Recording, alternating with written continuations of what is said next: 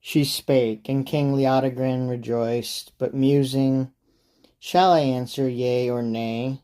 Doubted and drowsed, nodded and slept, and saw, dreaming, a slope of land that ever grew, field after field, up to a height, the peak haze hidden, and thereon a phantom king, now looming and now lost, and on the slope the sword rose, the hind fell, the herd was driven, fire glimpsed, and all the land from roof and rick, in drifts of smoke before a rolling wind, streamed to the peak and mingled with the haze and made it thicker, while the phantom king sent out at times a voice, and here or there stood one who pointed toward the voice. The rest slew on and burnt, crying, no king of ours, no son of Uther, and no king of ours.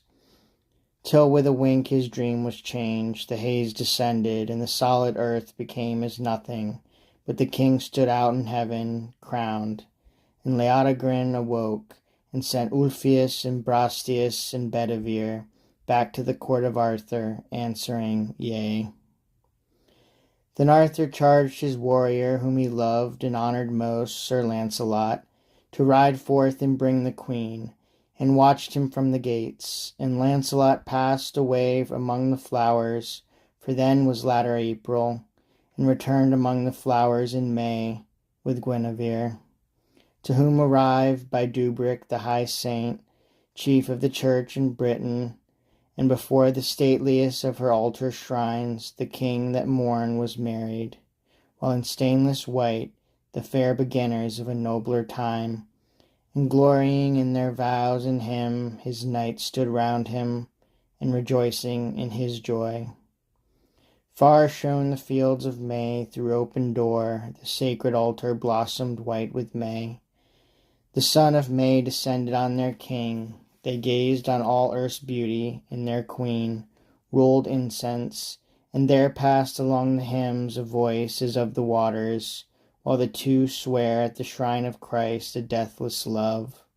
And Arthur said, behold, thy doom is mine, let chance what will, I love thee to the death. To whom the queen replied with drooping eyes, King and my lord, I love thee to the death. And holy Dubric spread his hands and spake, reign ye, and live and love, and make the world other, and may thy queen be one with thee, and all this order of thy table round fulfill the boundless purpose of their king.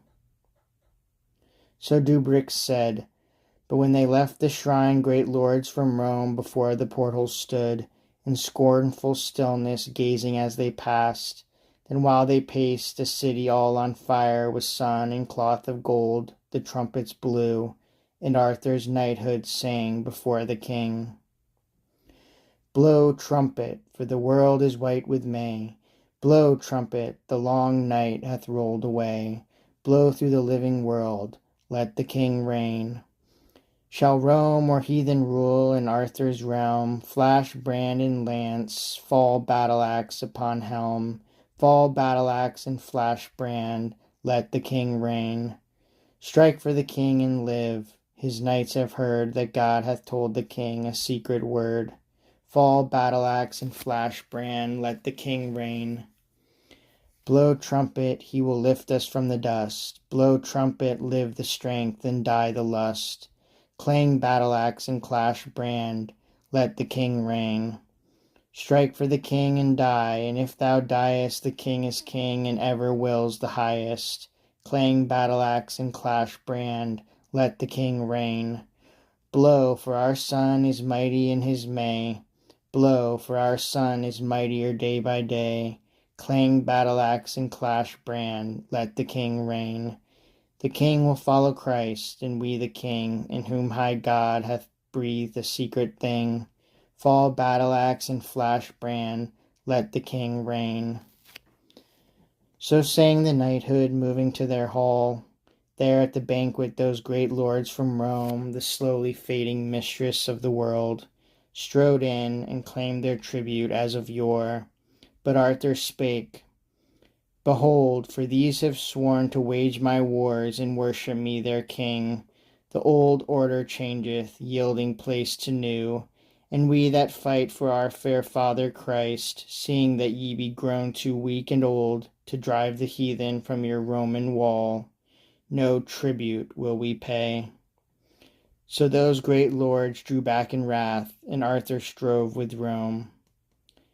And Arthur and his knighthood for a space were all one will, and through that strength the king drew in the petty princedoms under him, fought, and in 12 great battles overcame the heathen hordes, and made a realm, and reigned.